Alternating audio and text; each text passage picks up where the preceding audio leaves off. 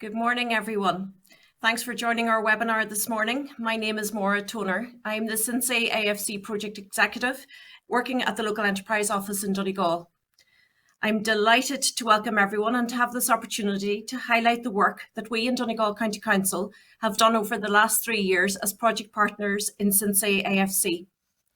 Before I delve a bit deeper into our activities and results of the project, I'd like to introduce Mr. John McLaughlin, Chief Executive of Donegal County Council, who unfortunately had prior commitments this morning and had to pre-record this opening address. Good morning, everyone, and welcome to the Sensei AFC National event hosted by the Local Enterprise Office in Donegal. I would have very much liked to have welcomed you in person to our beautiful Donegal, but it wasn't meant to be this time. The COVID pandemic has had a great impact on us all and how we do business. Therefore, we have had to embrace new, more sustainable ways of meeting. The Local Enterprise Office has been supporting Donegal businesses for many years and promoting entrepreneurship in our county. Through the Sensei AFC project and programs such as the Green for Micro scheme, the LEO are promoting sustainability and the circular economy so that our businesses, in particular the agri-food sector, can collaborate, develop new products, services and solutions, empowering them to be more competitive locally, regionally and indeed internationally. Donegal County Council and our Local Enterprise Office recognises the importance of the circular economy and the most sustainable way to do business. This webinar will provide an overview of the Sensei AFC project and the action plan which Donegal County Council has developed to promote entrepreneurship in the agri-food sector. Patrick Barrett from the Department of Agriculture, Food and Marine will discuss suggested smart and green policy changes to embed the agri-food sector in a circular regenerative bioeconomy. Our keynote speaker, Mike Higgins, a global expert on the circular economy, will talk about it as an entrepreneurial challenge in the agri-food sector. Two excellent case studies will also be highlighted, showcasing how companies can adapt their business model to embrace the circular economy, saving money and the planet. I've no doubt that you'll find this event very insightful, and thanks again for joining us. Thank you, John. As I said earlier, I'm the Sensei AFC Project Executive for Donegal County Council. I worked on phase 1 of this project with my now retired colleague Michael Tunney, who was the project manager and head of enterprise here at the Local Enterprise Office in Donegal. I'm going to give you a brief overview of the project and our work during phase 1, and Michael will give you a summary of the action plan which he and I developed and will be implemented during phase 2 of the project. Next slide, please, Mark.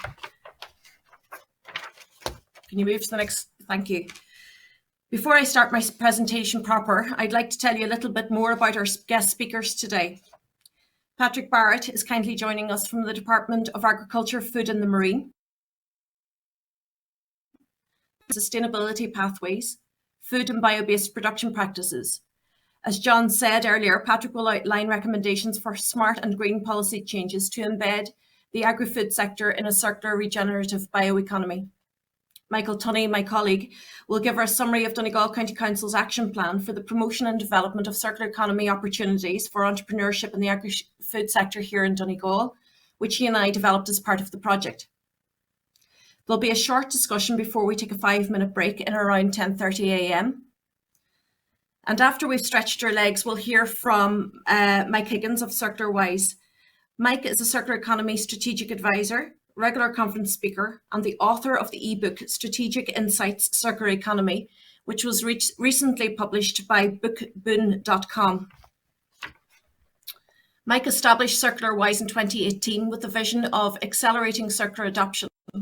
He regularly hosts workshops to establish the economic value of reusing projects and components and innovative repurposing of waste materials. We're going to wrap up this morning's webinar with 2 good practices which I researched, which I highlighted as part of this project. I'm delighted that Dr. Geraldine Brennan from Circular Era is joining us to talk about Symbio Beer, an industrial symbiosis between St Mel's Brewery and Penaletto Foods in County Longford. Additionally, we've Cleana Costello joining us. She's the R&D manager at Mead Farm Group, and she's going to tell us how they're manufacturing high-grade potato starch from non-table grade potatoes. Mike's going to then come in again and moderate a short panel discussion before we end the webinar at about 11:30 a.m. It is our intention to keep the schedule, so please do stay with us for the duration of the event. And as well as that, my colleague Eileen Kelly is moderating the chat box there on our behalf. And if you have any questions on any of the issues that arise, please don't hesitate to use our question and answer function or put your question into the chat box. Next slide, please. So what is Sensei AFC? This is an interregional cooperation project for improving SMEs' competitiveness policies. Phase 1 had a duration of 3 years, and over the course of the last 6 semesters, the project partners collaborated, investigated, and shared good practices. We collaborated to an e-book and 2 stakeholder consultation processes, and we've drafted 7 action plans. Phase 2 will have a duration of 12 months, when over the course of the final 2 semesters, the 7 action plans will be implemented. The project will end in July 2023, and it had an overall budget of €1.5 million. Next slide, please. Who are Sensei AFC? The project partners are made up of development agencies from the following countries: Greece, Italy, Hungary, ourselves here in Ireland, Poland, Romania, and Bulgaria. Our lead partner are Antiliki SA, a development agency in Thessaloniki, Greece. Project partner 4 are the University of Bologna and are the research body who are the authors of our Circular Economy ebook, which all the partners contributed to and which is available on the Sensei AFC website. The remaining partners are, as I said earlier, development organisations very similar to the local enterprise offices here in Ireland. Next slide, Mark, please. Thank you. So the project aim, I'm going to read this out and it is a bit of a mouthful, so bear with me. So the aim of the project: improve policies in the field of regional innovation strategies by facilitating horizontal mechanisms that support and enhance SMEs entrepreneurship in the agri-food sector through the exploitation of circular economy opportunities. Yeah, it is a mouthful, but essentially our goal here at Donegal County Council is to involve agri-food SMEs in the circular economy initially here in Donegal, and then hopefully into the regions to the east and south of our county. Obviously, our project partners in the other regions will have similar ambitions for their areas. Next slide, please. So the project partners will seek to influence 7 policy instruments in total. We in Donegal County Council, under the Border, Midland and Western Regional Operation Programme, aim to address Policy Instrument 4, Objective 3, that is, enhancing the competitiveness of SMEs in the agriculture, fisheries and aquaculture sectors.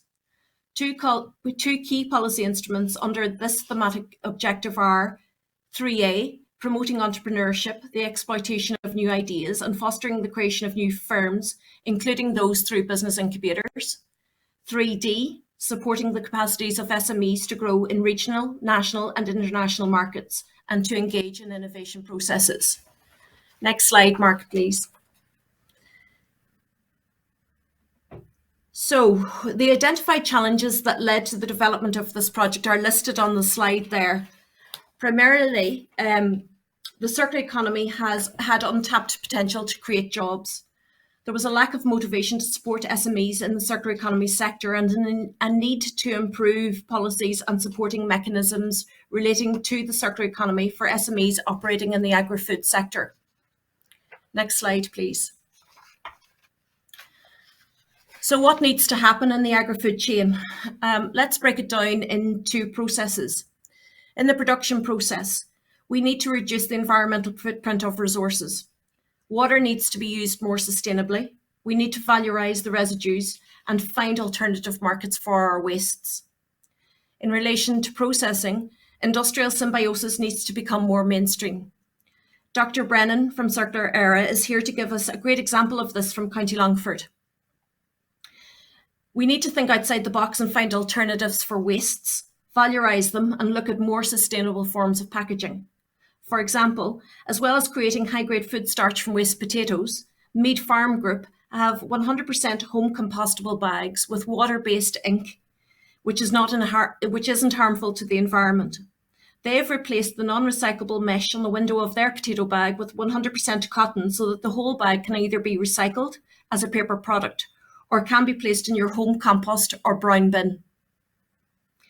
Promotion and policy surrounding food savings, etc. need to be examined.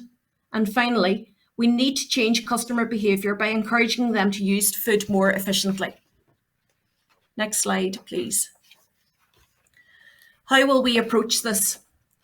Over the last 3 years, we, the project partners of Cinsei, have collaborated intensively. Our first learning event was in Bologna in February 2020, and within weeks, the COVID pandemic spread across the world. From then until November 2021, all events moved online, which created challenges. Certainly, we found that it was much more easier to learn in person by going on site and seeing firsthand how businesses were innovating in the circular economy. Thankfully, our project partners were able to travel here to Ireland last autumn and saw firsthand how Donegal businesses are operating in the circular economy. Throughout the project, each partner researched good practices from their respective regions and countries.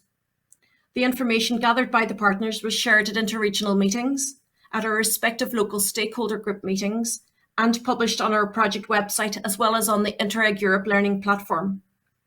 I'm delighted that Geraldine and Cleana are here this morning to talk about 2 of the 6 good practices that we researched here in Donegal. Each project partner contributed to an ebook, which is on the circular economy, which is available on the website. In addition to this, Donegal County Council conducted 2 surveys of the stakeholders from the partner regions. The first survey was conducted during semester 3 to establish the level of knowledge about the circular economy. Interestingly, our first report concluded that the level of knowledge about the circular economy and related policies and strategies varied greatly, even among representatives from the same regions. At the time of that survey in 2020, there appeared to be a lack of strong and meaningful policies and measures to support the circular economy within most partner regions. Michael and I specifically designed the second survey, which was conducted in 2021, to assess the views and needs of stakeholders within the partner regions regarding the initial setup, development, and evaluation of their respective action plans. Having disseminated the results, we discovered that the level of knowledge about the circular economy and related policies and strategies had improved among the stakeholders as the Cinsei project had progressed. It was clear from the second survey results that the main source of learning for stakeholders was the sharing of good practices, which we had each researched and shared from our 7 regions during the local stakeholder group meetings, at interregional meetings, and at our online import workshops. We concluded that this project has been a useful tool to raise awareness of the good practices in the circular economy and improve stakeholders' overall understanding of the concept. Additionally, we surmised that Cinsei AFC has a very important role to play in developing and implementing policies surrounding circular economy principles and involving SMEs of the Agri-Food Chain. Clearly, though, there is a large body of work to be done to raise awareness about the circular economy concepts and its benefits to all. We're confident that this project will, through its good practice identification and shared learning, promote much needed innovation, derive knowledge, and develop collaboration. I'm happy to make our stakeholder survey reports available after this meeting if you just want to email a request to me. As well as this, 7 of the partners developed action plans. We got notification just a few weeks ago that all 7 have been validated by Interreg Europe. And Michael Tunney will give an overview of Donegal County Council's action plan in a few minutes. We think that this is an easily implementable plan, which will greatly support our agri-food SMEs here in Donegal, and indeed could be replicated around the country by other local authorities. Can you jump forward 2 slides actually, because I forgot to, no, just leave it there. Thanks. Go back. Expected added value. Sorry. Thank you, Mark. So Michael in his presentation will outline potential opportunities for entrepreneurs here in Donegal. Overall, we believe that this project will lead to better support for SMEs working in the circular economy in all partner regions. More SMEs will get involved in circular economy processes and their waste management skills will be substantially improved. With the various opportunities outlined in the 7 action plans, we are confident that more businesses will innovate, leading to the creation of new businesses, and there will be new initiatives to simplify the implementation of circular economy innovation activities throughout the partner regions. Final slide, please, Mark. Thank you. So my email address and the project website are on the slide and will be put in the chat box by my colleague Eileen. Thanks for taking the time to listen, and it's my pleasure now to hand over to Patrick Barrett from the Department of Agriculture, who will give a summary of the recommendations for policy changes to embed the agri-food sector in a circular regenerative bioeconomy. Over to you, Patrick. So thank you very much, Maura, and good morning to everybody here. I'm just going to double check that my internet clicker is working. Yeah, okay. So I was asked by Maura and our colleagues to present today about recommendations for smart and green policy changes. And what I want to bring to you or highlight is that the Department of Agriculture has made a commitment in this regard, which can be noted in Food Vision 2030, about embedding the agri-food sector in a circular and regenerative bioeconomy. So I suppose what I really wanted to kind of highlight is that, you know, that there are these terms now that are starting to explain what sustainability should mean for agriculture and forestry and the agri-food processing sector, and its engagement in being able to produce food and feed, but also you know, increasing discussions around the role it should play in the energy system and in fuels, but in also the new innovative opportunities around chemicals and materials and bio-based products. And I suppose what I'd like to highlight to you today in this conversation is that these are interlinking terms. They're all about trying to explain how we can deliver on sustainability for these particular sectors, but how these sectors need to talk to each other, how companies need to work with each other, how resources can be reused, can be returned to the soils, can be shared, maintained, reused, redistributed between industries, can be cascaded. So a lot of new technical terms for us all to understand. And I suppose what I'm trying to my clicker isn't working now. Mark, if I might ask you just to move it on there. So basically the starting point is that there's a political commitment to deal with the circular economy and bioeconomy in terms of the agri-food sector. And you can see this turning up in not only Food Vision 30 under the Mission 1 around the climate smart, environmentally sustainable agri-food sector, but also this is in the Climate Action Plan where bioeconomy and circular economy are combined together. And then more broadly around the European Green Deal and all its initiatives. So the basic outline is that, you know, the fossil fuel-based economy that we all live in, that it has reached its limits, and that there's now a transition underway, and that these new terms around circular economy and bioeconomy are being proposed as models to try and achieve the type of societal and economic model that's required. And the focus of the discussions here is how we can make sustainable and circular use of biological resources to meet the Irish challenges. And the bioeconomy and the circular economy have the potential to deal with this because they identify opportunities, but they also deal with the trade-offs, because there will be not enough land if we don't optimize it for our food system and maybe other demands that might be on it for ecosystem services and bio-based products. And we need to do this based on what each country and each region within the country and each county needs to do. So there needs to be a design around this. So I'd say Michael's plans are very welcome. If I could just move it on there now, please, Mark. So what I'm setting out here is that the EU has quite significant need to displace fossil fuel-based resources, and largely this will be it will be asked to be met by biomass production, so the bioeconomy. If I could move that on, please, now.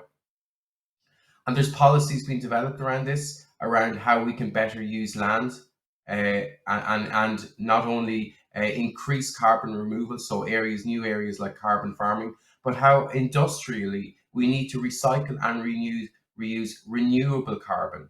not carbon that's from a fossil-based source, but carbon that's renewable and is more than likely coming from either the circularity of maybe plastics, it could be the circularity of biological resources, or it could be the capture of carbon from the air. So if we can move that on, please. And we need to be aware of this. So there's a lot of initiatives, there's a lot of challenges being set, there's a lot of targets being set around carbon farming and this sustainable capture, use, transport and storage of renewable carbon from various different sources. And there's targets around this, that non-fossil based carbon and how it should be used in chemicals and plastics. There's percentage targets being set by the European Union for countries. So this is an area of development for regions and for counties to think about and how they need to plan based on the resources that are within those communities. So if we can move it on there, please. So my policy recommendations are as follows. If I can just go to the first slide there, is that there's a need to be able to deploy the bioeconomy within counties, within the regions that counties are based in. And this is focused around particular challenges and the transitions that are needed economically, societally, and environmentally. So what we need to be able to do amongst this to deploy the bioeconomy is to be able to support interactions among multiple actors. So businesses, scientists, communities, policymakers, social movers need to be able to work together. Now, we don't have the answers at present. So there's going to be an evolutionary process. We're going to all start off by not understanding the terms. We're going to come to learn the terms, what they mean to our company. And then we're going to know what it means to us amongst a group of companies or a group of stakeholders. And then we're going to know what it means within our county. And then we're going to need within our region and within the country. But this is only going to be done by searching, experimenting, reflecting and learning. So there's going to be trial and error within this. And we're going to need to align a whole range of different policy tools. So we need to have enabling actions in place for innovation. We need to be able to diffuse information, share information with each other and network. And that these breadth and activities are going to require policy development across different scales of governance. So it's not just at a national level and so for example, we're developing a national bioeconomy action plan for Q4 at the end of this year, but it also will require the likes of Donegal County Council and through the types of action plans that have been developed through this project to think about what it means in a local area. So an increasing need for regional strategic development. So the next slide, please. There's some things that we need to think about more closely. We need to see how bioeconomy and circular economy development for the agri-food sector, which is the central section of this chart here, the provisioning services, it needs to reflect more what it needs to do for biodiversity and natural capital, the unrecognized services from nature that our economy doesn't recognize at the moment.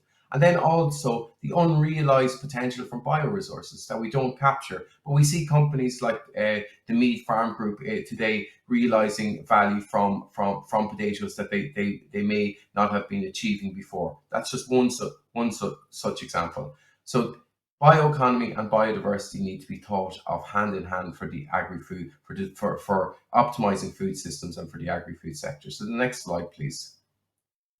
We need to think about concepts such as biocircularity.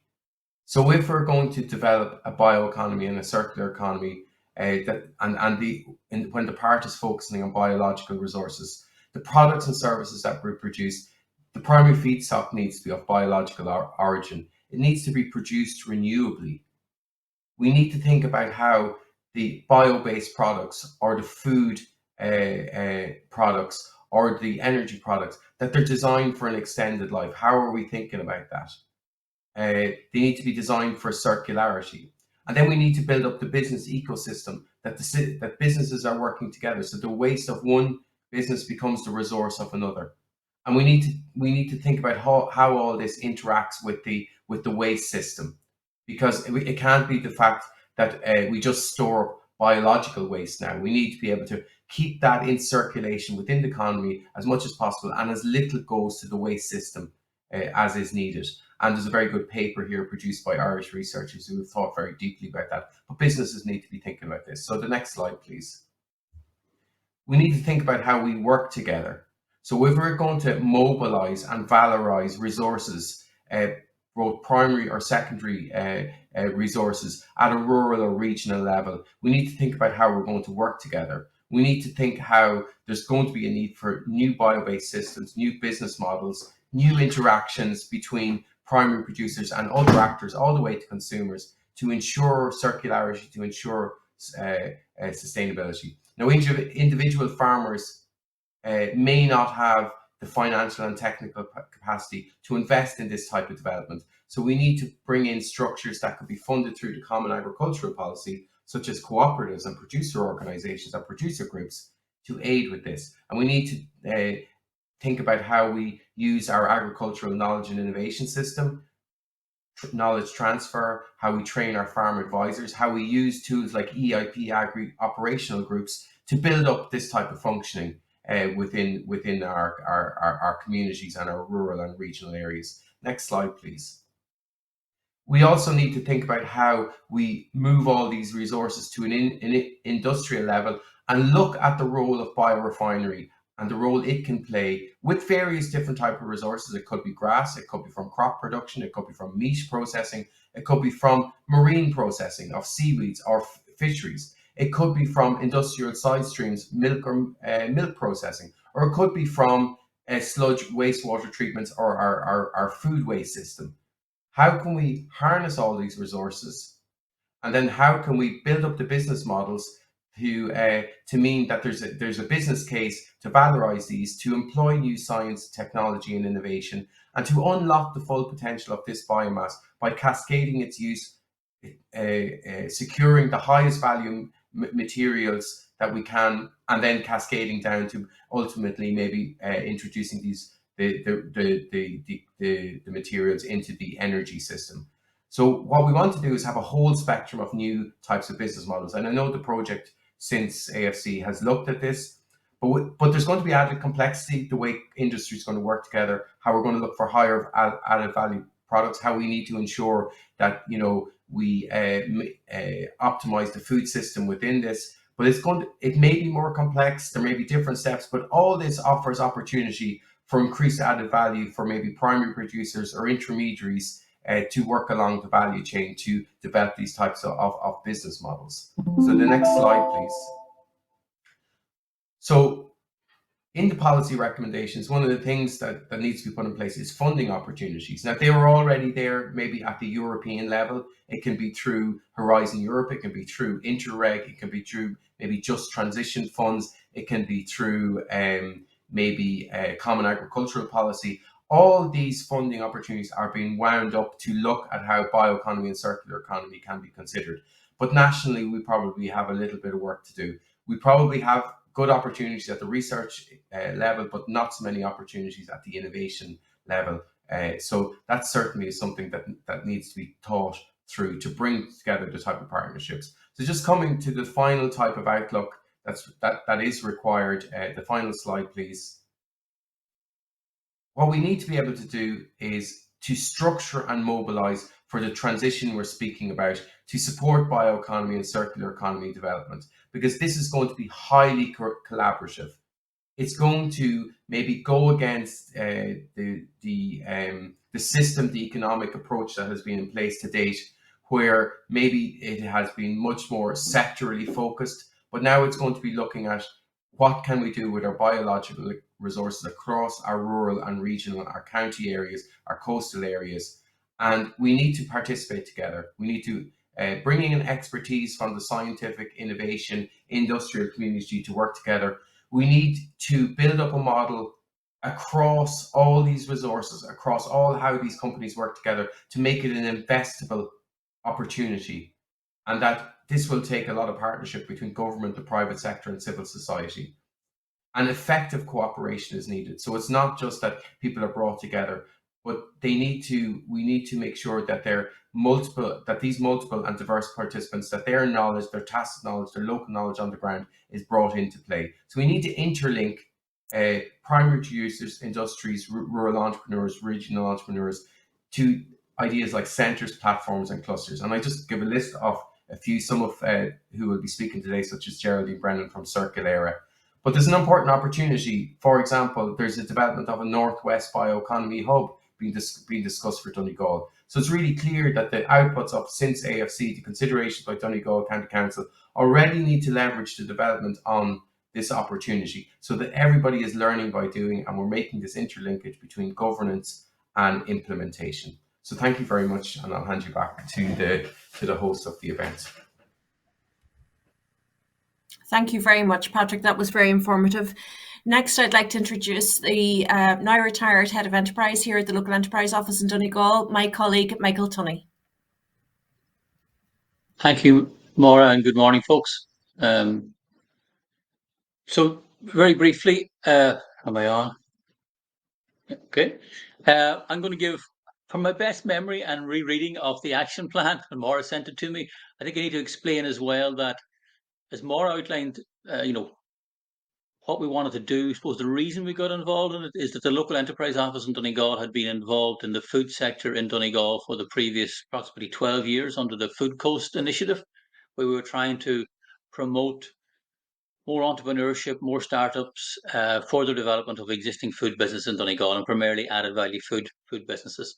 And over that 12-year period, the Local Enterprise Office had sort of tried to identify other opportunities where we could bring value to what Food Coast was doing within the food companies and food business in Donegal. And when we were first approached about this project, we saw one, there was a focus there on entrepreneurship, was focused on innovation, but also was trying to create opportunities for food businesses in the agri-food sector. So that's why the Local Enterprise Office got involved in this project. And why, as Maura had also said, there was a strong focus, as well as the circular economy, the whole, what were the opportunities? Because ultimately, from the Local Enterprise Office point of view, it's all about business startups and why we create them and how we develop them, how we grow them. So too many introductory slides here. So just a little bit of background, I suppose, in the context of the circular economy in Donegal, for those of you who are outside of the county. As you know, Donegal is up there in the northwest, as we were saying, ironically, in the south, but the most northern county on the island. We have a significant agricultural production capacity in the county. There are over 900 farms, over 25,000 of farmed hectares of land in the county. And most of that is, fair to say, it's in East Donegal and Inishowen, with the west of the county and the centre of the county primarily being upland and mountain, and then sort of coastal areas. So the agriculture there was quite limited. But then in the coastal areas, because we have such a significant coastal area, we have also a very large marine and seafood sector. Two of the largest fishing ports in the country, Killybegs being the largest, but also Greencastle and some other ports as well, landing fish and whatever. We have Maui, largest salmon farmer production, I think, unit, and also research capability unit in the country. I think the county produces the highest tonnage of shellfish among all of the 26 counties in the Republic of Ireland. So very significant sector there. A lot of our seafood sector is primary production only, and a lot of it is shipped fresh to export markets, both in Africa and the Far East and Middle East. Our food waste from hospitality is seasonal, like a lot of other counties, and that also creates a problem in relation to how you track it and how you monitor it and how you know just the volumes, and that also relates to another one of the challenges that we found. There's a 4 megawatt anaerobic digestion plant in the county, currently being used by a number of industries, and I think its use is currently being reviewed because again it's operating but under capacity at the moment. And then we have 6 licensed recycling centres around the county, and we have quite a number of those waste collection operators in the county. I think it might also be 6 or 7 of those. And as Patrick said, there's an emerging integrated rural bioeconomy hub in Kilolta, up in the north of the county in the Giltut area. And that is something I think that, all going well, into the future will bring a new dimension into the whole circular economy, but also into the whole food sector within the county. Again, some of the things that Patrick, I think, touched on there was highlighting some of the challenges. And was when you hear presentations and you see what Europe is setting, I was writing down here, so how does it happen? What's the stick and what's the carrot? And the biggest challenge, I think, when we were preparing this plan that Mabit and Associates prepared for us, just a lack of data, lack of detailed information at national level and at county level. And that, a simple thing that if you have a diverse number of waste collectors, because most local authorities do not collect waste now, they license others. Just getting at your head around what's the quantity, what's the type of waste.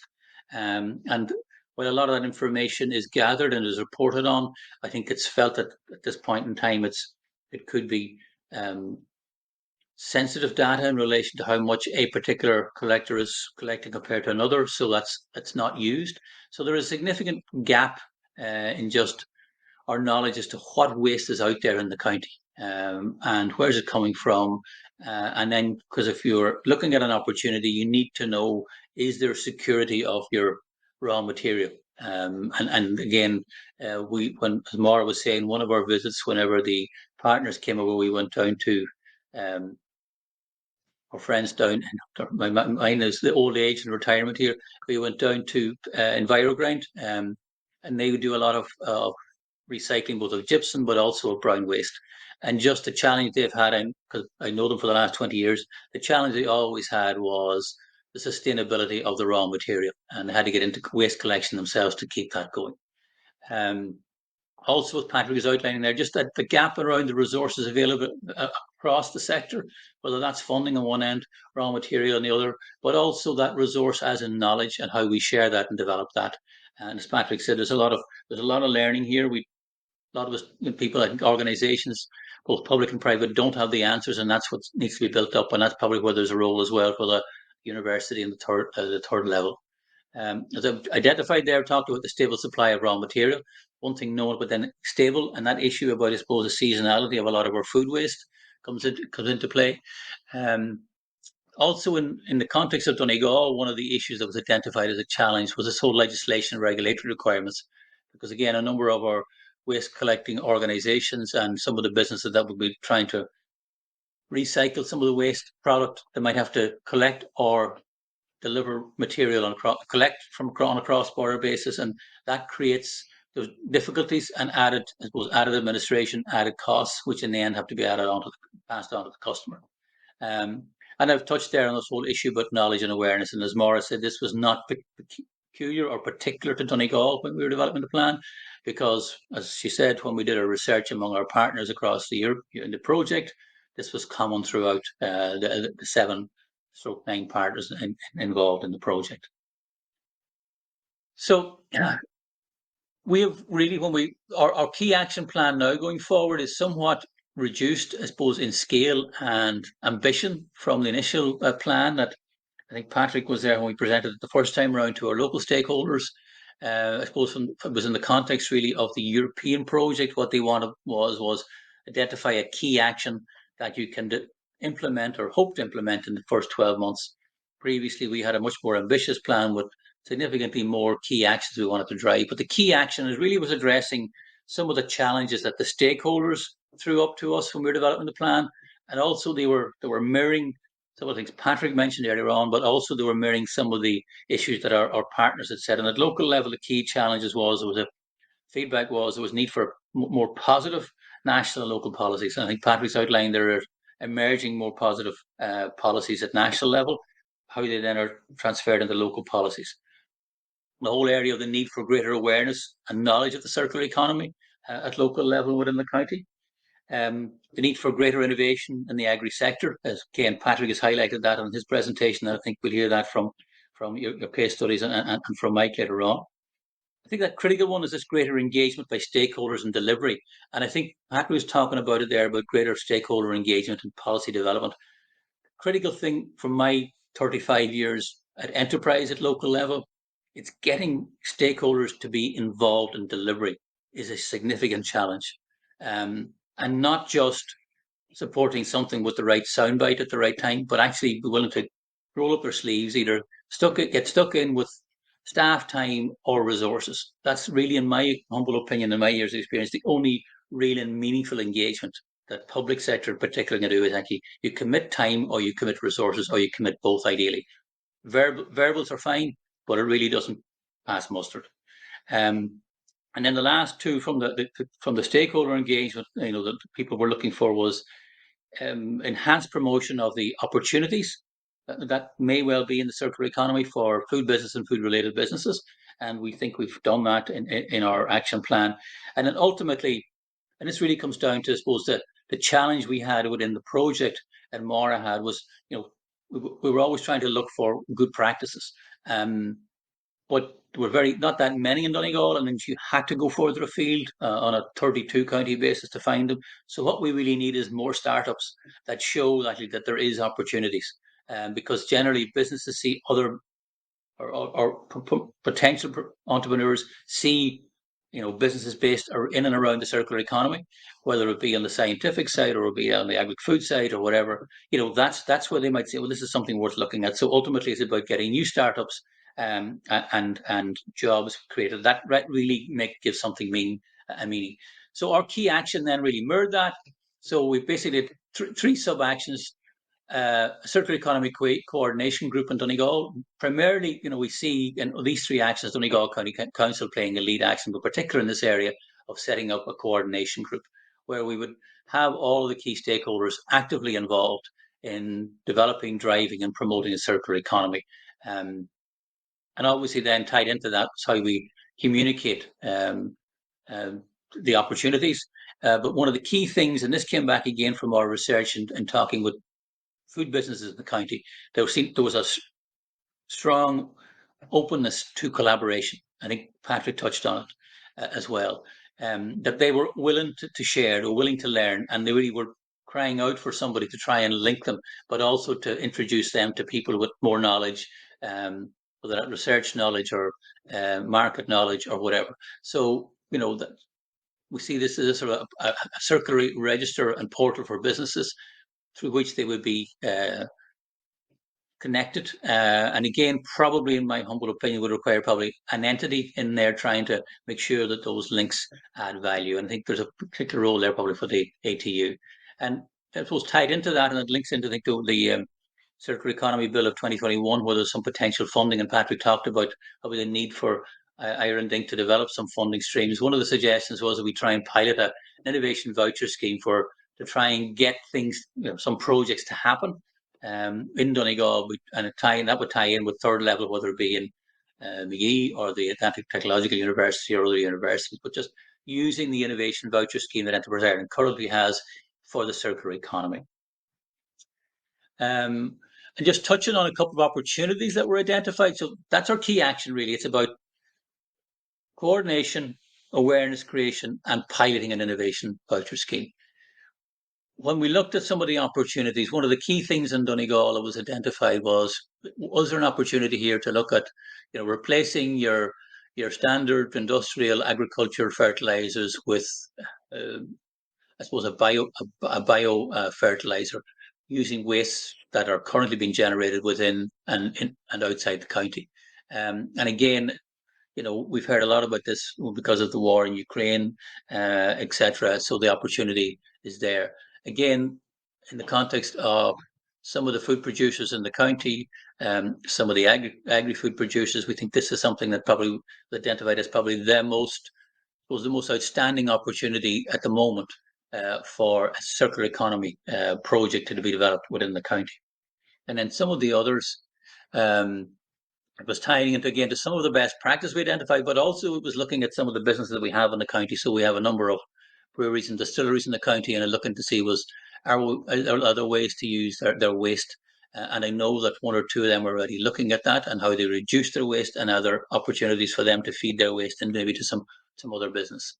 Looking at the whole area of extracting products, compounds, or from existing products or bioresources, and then looking at, and excuse me, the writing is so small here, I'm even having difficulty seeing it with my new glasses. Biopackaging, again, Maura touched on it. Again, interestingly, whenever we did a 10-year strategic plan for Donegal, which was launched earlier this year, it identified the whole area of food packaging as a key area that Donegal should be looking at, and how it might identify that as a key area of the food sector. So again, it was tying in with what was in this action plan as an opportunity. The whole area of packaging distribution networks, animal feed, again, looking at how we use existing products and replace the industrial manufactured products that we currently have. The whole area of low grade table potatoes, how we can use them. Again, I think I made this first presentation on this. There used to be an alcoholic starch factory in Donegal and Pluck outside Manor Cunningham, about 6 miles from Letterkenny here.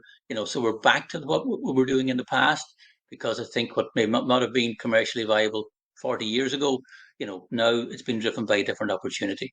So there was a lot of opportunities identified. The critical thing for us in Donegal under the action plan is to get a structure in place where we can promote, advise, and inform potential entrepreneurs, and hopefully get more businesses arising in the sector. Because ultimately, that is what drives it. And the critical thing always is, what's the market opportunity? So maybe we get a chance to discuss that later on. Thank you very much. Your opportunity to discuss it is now, Michael. I'm going to introduce Mike Higgins, our keynote speaker from CircularWise. You're very welcome, Mike, and thank you for joining us. And you can have a little chat there with Michael Tunney and Patrick Barrett from the Department of Agriculture about what you've just heard for maybe about 10 minutes, and then we'll take a comfort break. Thank you. Thanks, Maura. Thanks. Morning, gentlemen. How are you? Patrick, if I may start with you. It's interesting, when you work internationally, we're seeing the same problems crop up, be it in Europe, be it in the States, be it in Asia even. And it's all about, collaboration. It's all about waste producers working with innovators and creating that environment where it can actually really, really sort of, multiply and manifest itself or whatever.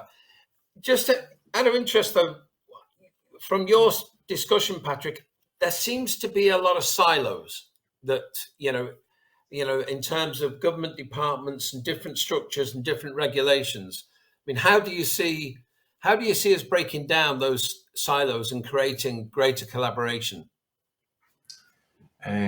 So from our national policy statement on the bioeconomy, Mike, we have created a policy coordination structure that works across 8 departments and 11 agencies, so that there's a lot of crosstalk about the development of the bioeconomy.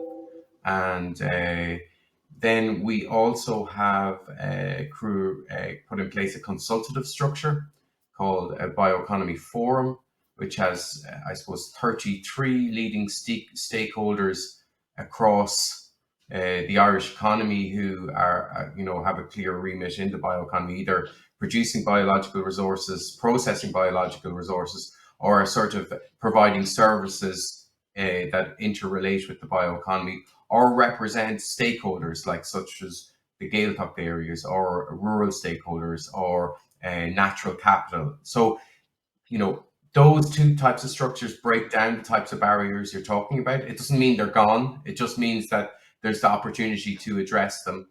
And another thing that we do is we run events on an ongoing basis, including a week called Bioeconomy Ireland Week every October, which is about engaging with the public and stakeholders and bringing to them these new terms, because they are confusing.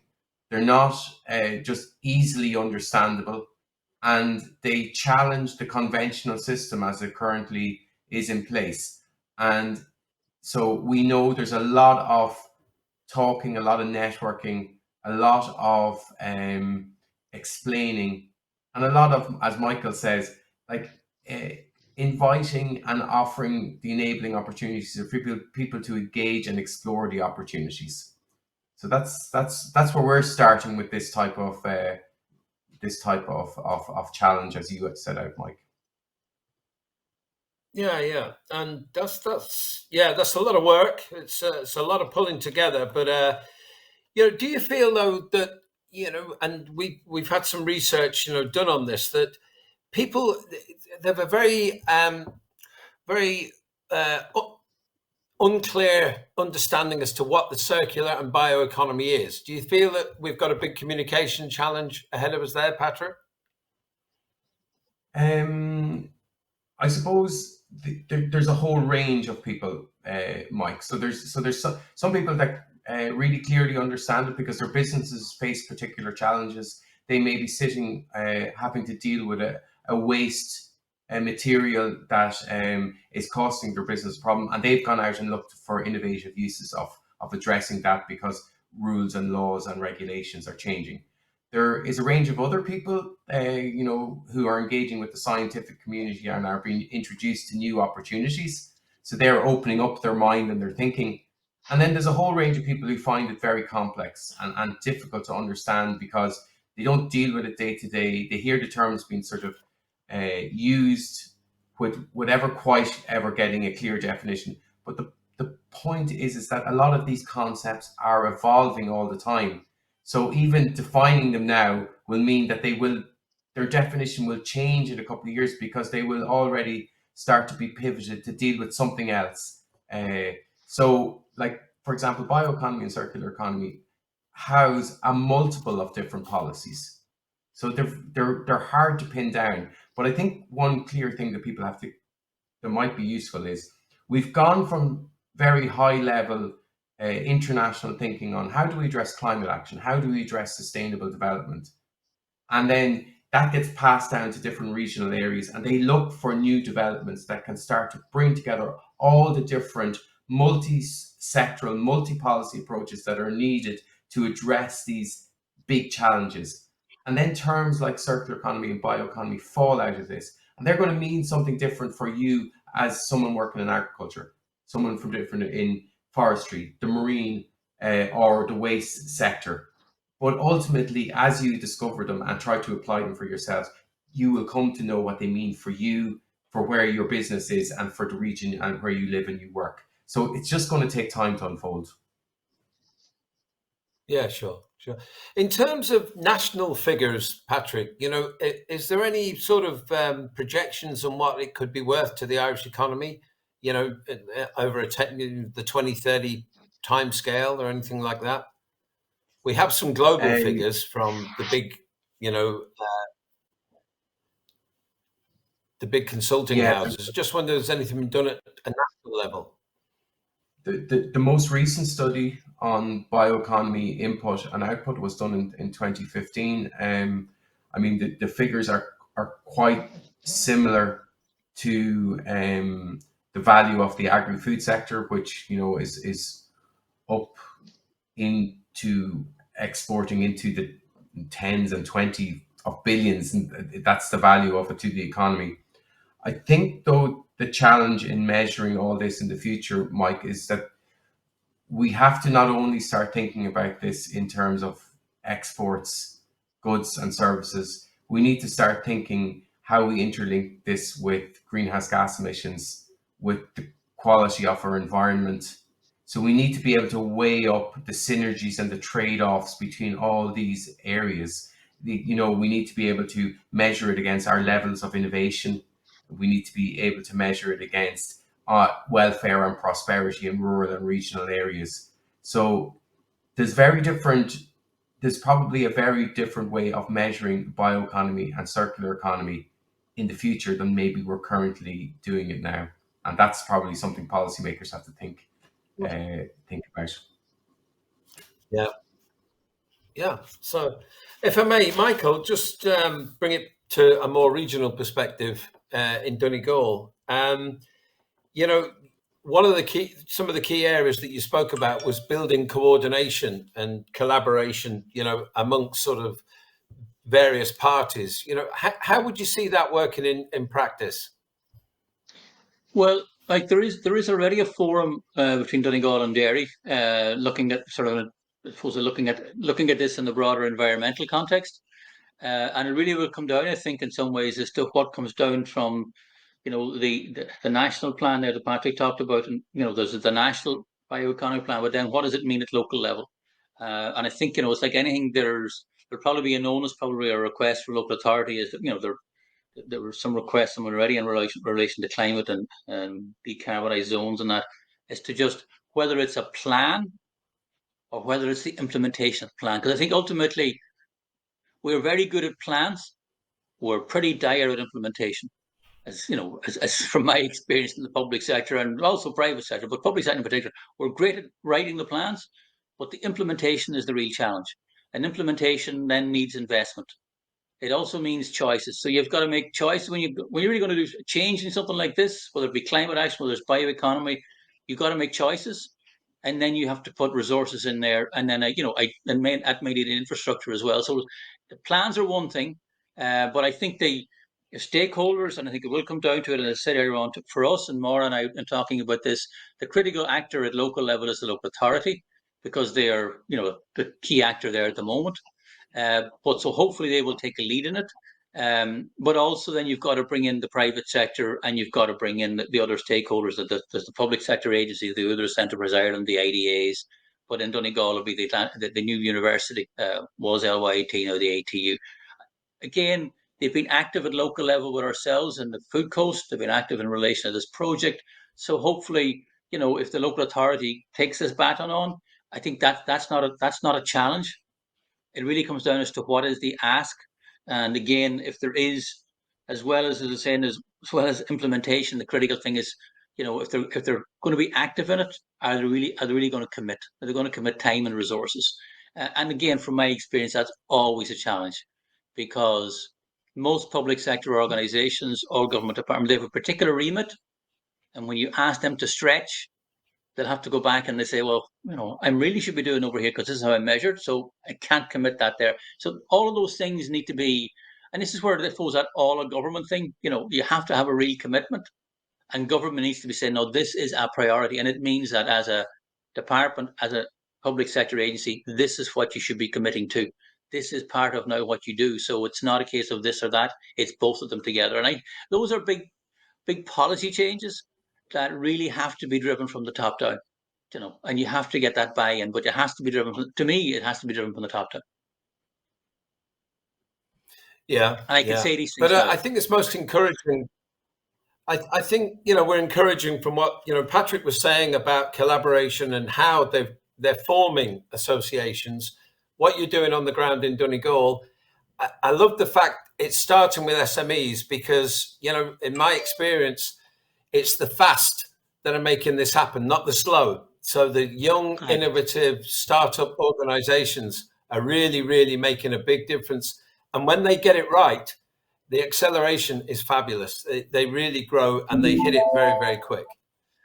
Right. Well, I think. Thank you very much for your time, gentlemen. Thanks very much for your presentations. I think now we're going to just run a video. People can have a quick comfort break, and we'll be back in 5 minutes. Thank you.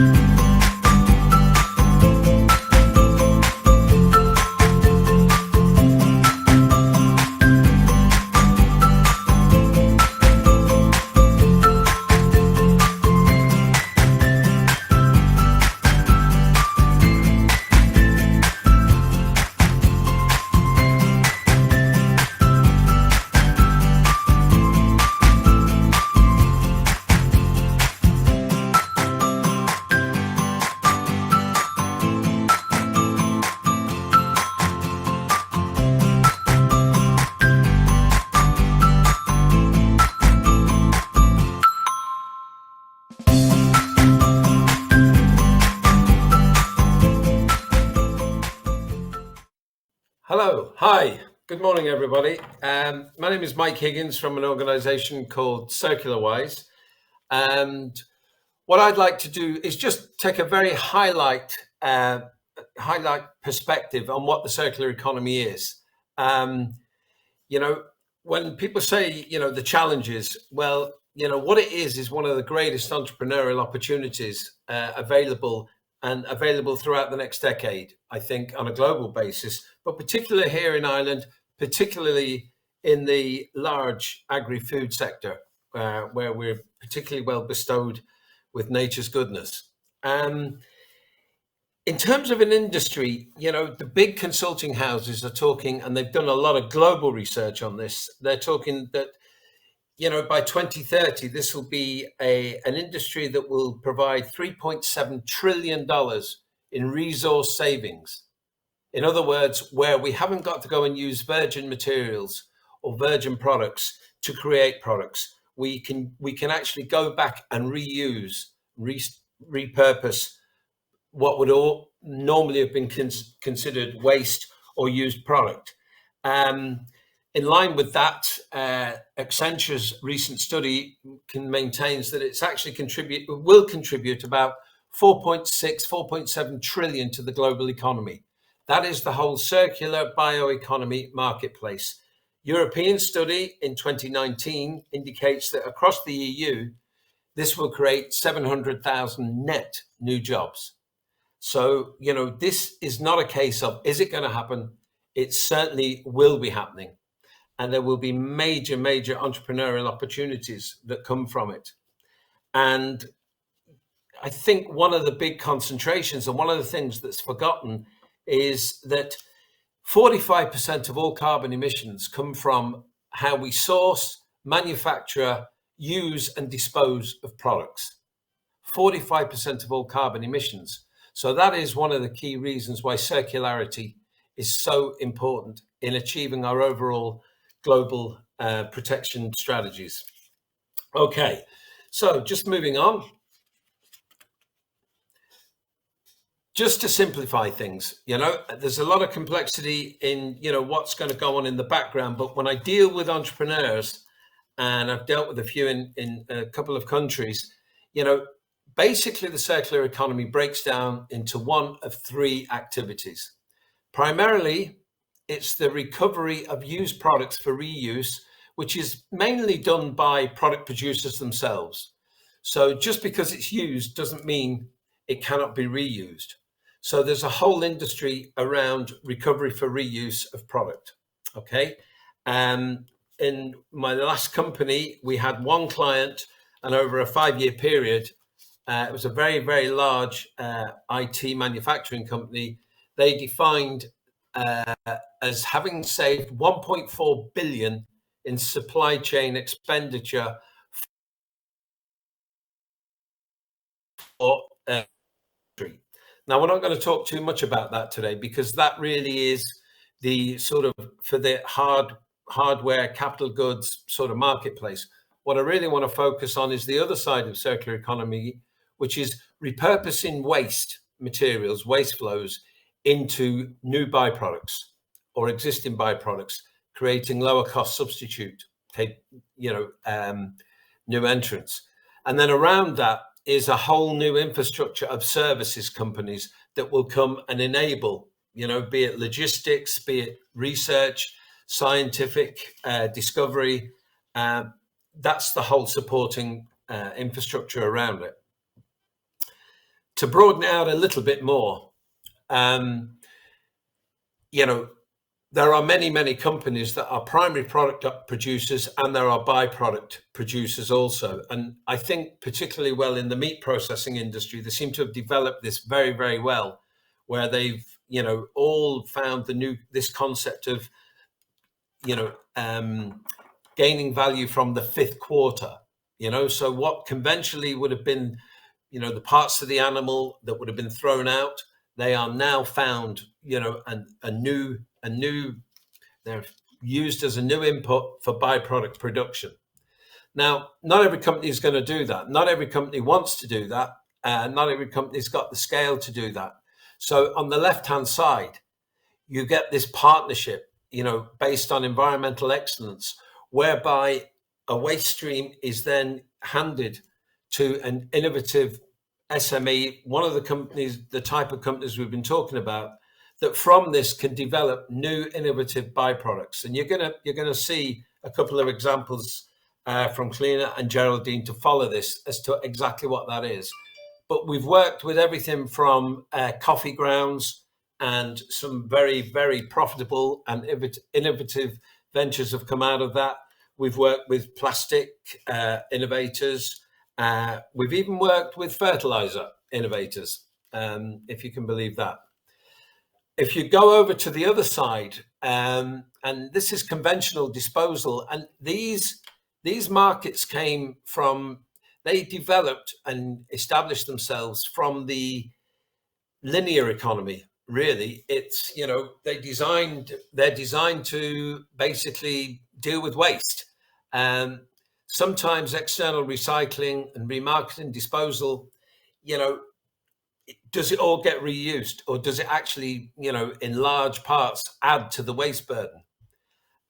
Some of the key issues I've found dealing with entrepreneurs is some of the permits that these guys, and the expensive permits required to collect waste and whatever, have become something of a barrier to entry for innovative byproduct producers from waste. So that is something that perhaps in policy we need to look at, and start to look at circular permitting of collecting an input. And that really defines, how do you describe what is waste? You know, waste is only waste when there's no other use for it, and it has to be dumped or it has to be incinerated. That really is only when it becomes waste. So the declaration of waste is one of those grey areas that needs to be looked at from a policy perspective. But that's how the industry basically breaks itself down going forward.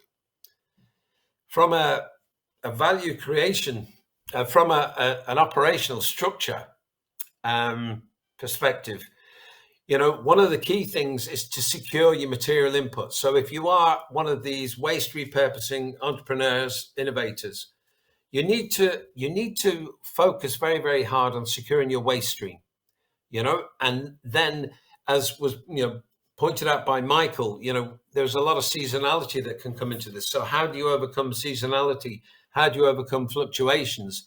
How do you store, you know, to ensure that you've got continual efficient production in your supply chain? So that's where your inputs management strategy is very, very key.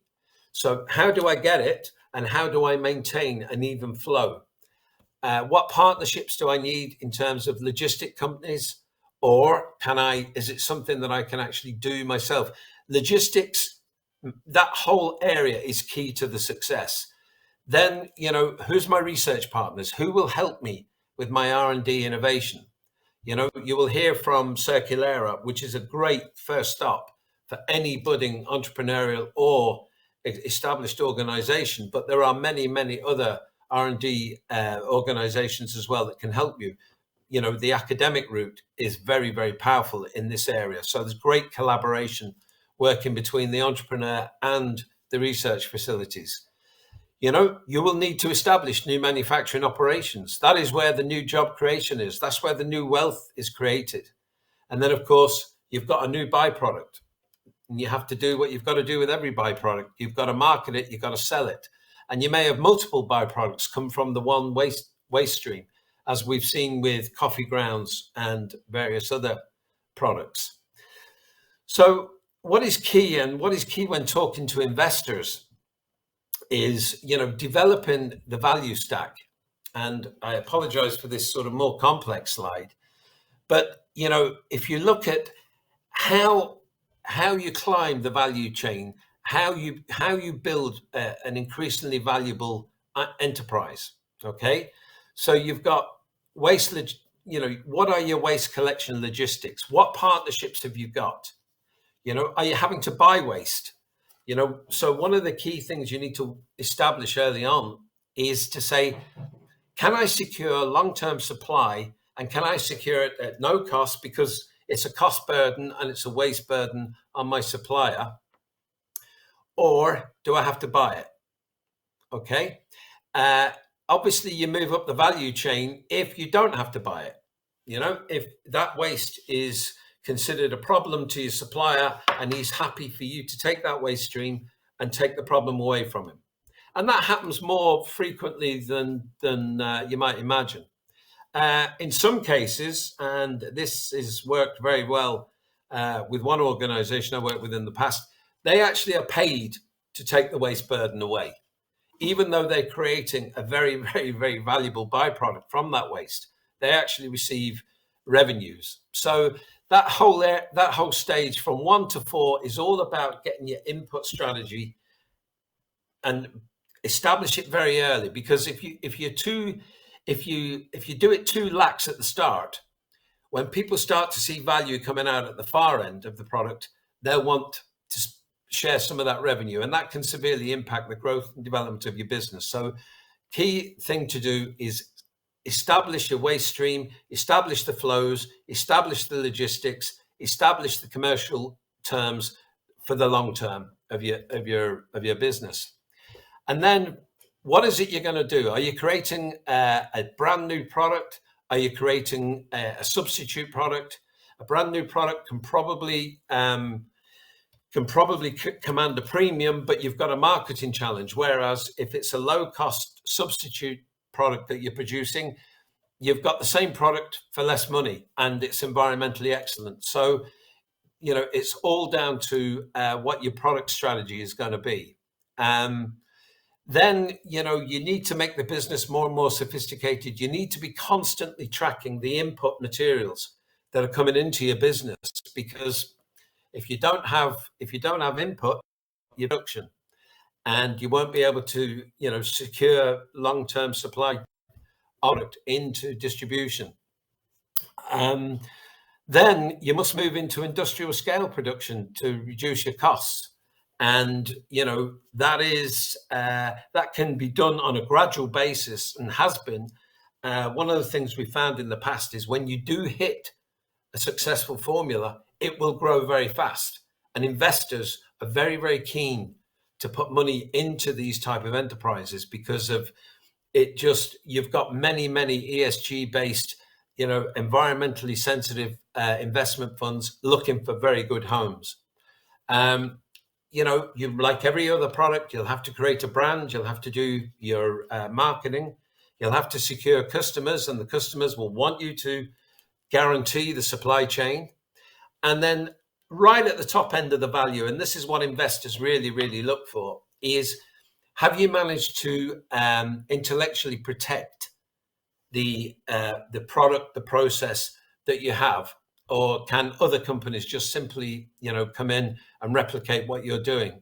So IP patent protection really appeals to the investment community. So as you can see, as you move along the steps, you're increasing the commercial venture sophistication. But as you do that, you're also increasing the commercial value of the venture. So, you know, just to summarize, you must secure your inputs. You must secure the commercial basis of your inputs. You must decide, you know, what type of byproduct is it you're producing? You know, how are you going to sell it? How are you going to ensure supply to your customers? How can you protect everything that you've done in terms of, you know, creating the product? So that's really sort of very, very basic terms, how you get into the waste repurposing business, which is, as I say, totally, utterly suitable for the agri-food sector.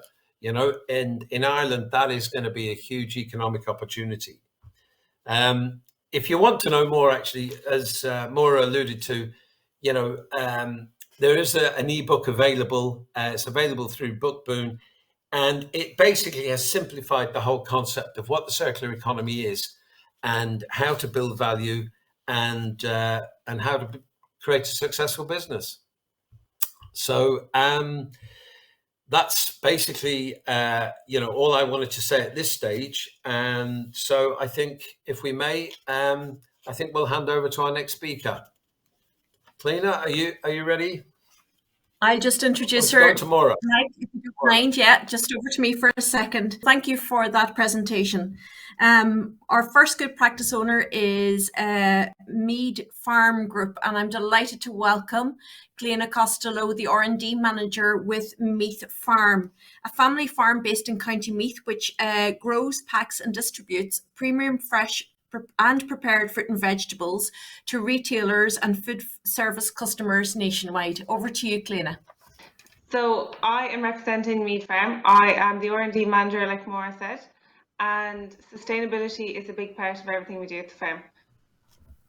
So I'm going to briefly talk you through our history and the divisions at the company before touching on sustainability and our zero food waste policy, just so everyone kind of gets a better understanding of what we do here. So in terms of the history, that's where it all began in 1983. That shed there was essentially the company in its entirety, and that cottage with the red roof is where Philip Senior still lives today. So it essentially started in his back garden. So in terms of the history, Philip Mead Senior began selling his Queen's potatoes in the Northeast in 1977. The company began exporting potatoes for starch production in Europe in 1996. So we've kind of come full circle. We built a new 1 kilometre road in 2010 that allowed, I suppose, trucks to frequently access the company. It was becoming too much in the back roads. As you can imagine, small backcountry roads with big Arctic lorries constantly up and down. So that was a huge step for the company in terms of it expanding. In 2016, we launched a prepared foods division. In 2018, the company experienced its second major expansion. I think, Maura, you touched on this earlier. Our first compostable bag, fully compostable / recyclable, launched in 2019. Our starch division officially launched in 2020. And we rebranded the company from Meat Potato Company to Meat Farm Group last year. I suppose it better reflects what we do because we trade potatoes, fruit and veg, and potato starch. We're not just a big potato company as we originally were in 1983. So from the original store there, we now employ 340 people across numerous divisions. And that is the company there today. So major differences, lots of expansion over the last 45 years. And a lot of the expansion came from being sustainable in different ways, which I'll touch on later.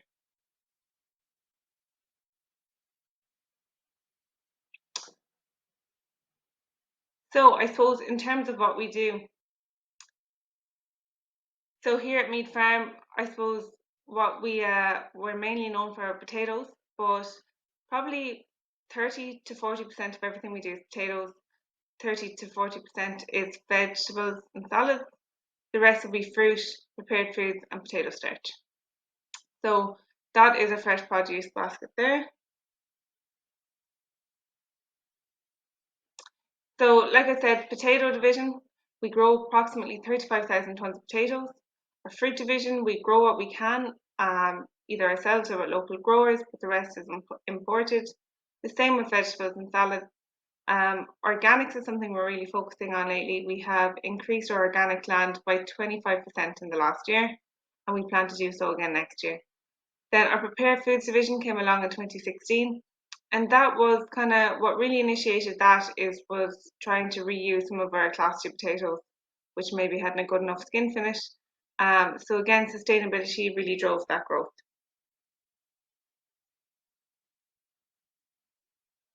So in terms of sustainability, at Mead Farm, we look at sustainability from a couple of different angles. So raw material will be the first, manufacturing and biodiversity the next, and then social sustainability.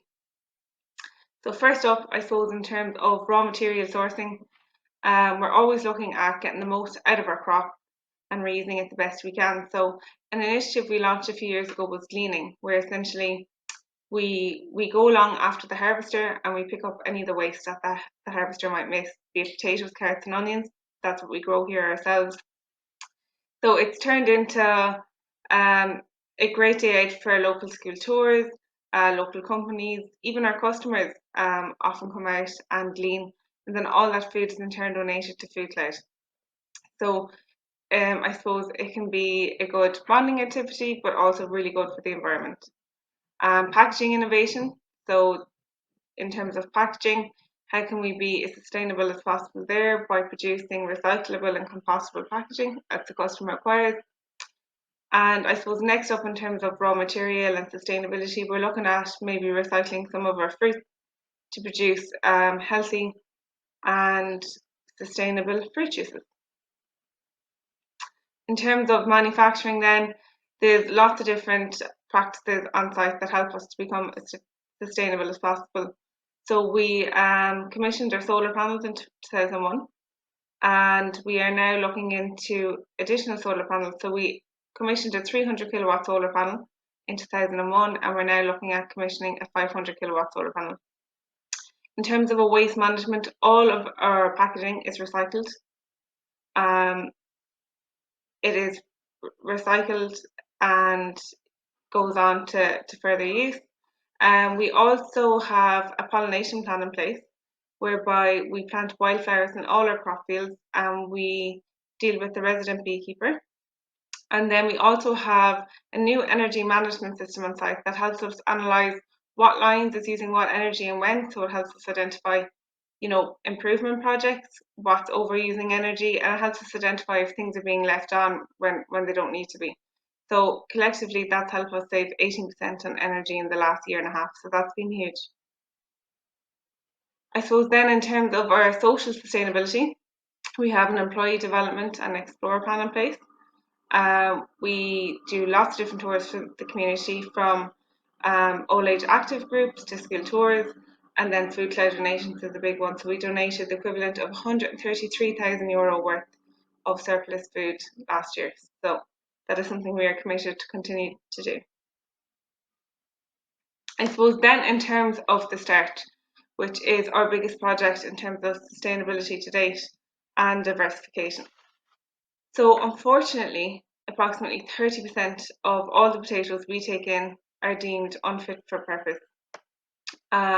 I suppose if you go into the supermarket yourself, you're so used to seeing these perfect, pretty shaped brown potatoes. But unfortunately, that's not reality when we're growing and grading. So approximately 30% of everything that comes in is deemed unfit for purpose. It might have a poor skin finish, it might be really big, it might be small, it might be just a little bit wonky, but unfortunately these don't meet the spec for our customers. So our managing director, Philip Senior, this really bothered him. It didn't sit well with him. All the people going hungry and all the different crises in terms of food shortages, and here is us, I suppose, dumping 30% of all our crop and everything we buy in on the animal feed market. So from there, I came on board in 2018, and my brief was, I suppose, to exploit the raw material, which was the class 2 potatoes, and determine what waste product could essentially come from this. I integrated a formalised waste management system to recover any value-added product from the waste potatoes, and explore technical options for extending the shelf life of potatoes, I suppose, in order to maximise market opportunities, and then integrate a formalised NPD strategy and system for the company going forward. So I suppose essentially we're making the most of all our byproducts throughout the factory. So I suppose got stuck into research, did some stimulus mining, and then with each new idea we did kitchen scale trials, and if kitchen scale trials were a success, we scaled up. But our aim is to fail fast, fail cheap. If an idea doesn't work, or something we're trialing isn't working, I suppose there's no point flogging a dead horse. Move on, explore the next idea. Sometimes it can be deflating if an idea you really believed in doesn't work, but that's not a reason to pursue it. Fail fast, fail cheap. If it's not viable, move on. So first of all, we kind of looked at developing an animal feed product from our class 2 potatoes. We had a couple of challenges. I will run through all the different things we tried now and what worked and what didn't. So I suppose first up, in terms of the animal feed product, was we were finding our shelf life was very limited. So we worked on dehydration trials, whereby we dried the product. That extended the shelf life, but unfortunately it wasn't commercially viable to dehydrate the product on a commercial scale. From there, we worked on some extrusion trials, where we made animal feed pellets, where we made a complete feed by adding other ingredients to our waste potatoes to make a complete feed.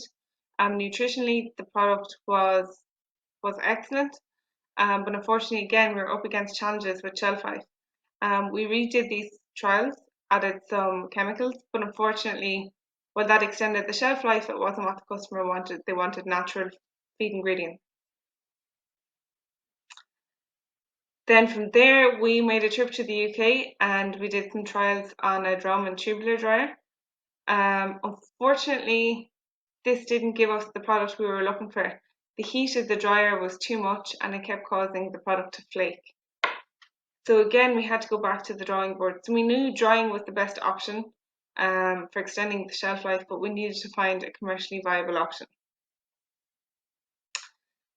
So I suppose all roads kept leading back to potato starch, and that I suppose instead of producing an animal feed starch, there was much more value to be found in a food grade starch. From there, we learned that potato starch is used in so many ingredients and industries. It's used as a binding agent in meat and cheese processing.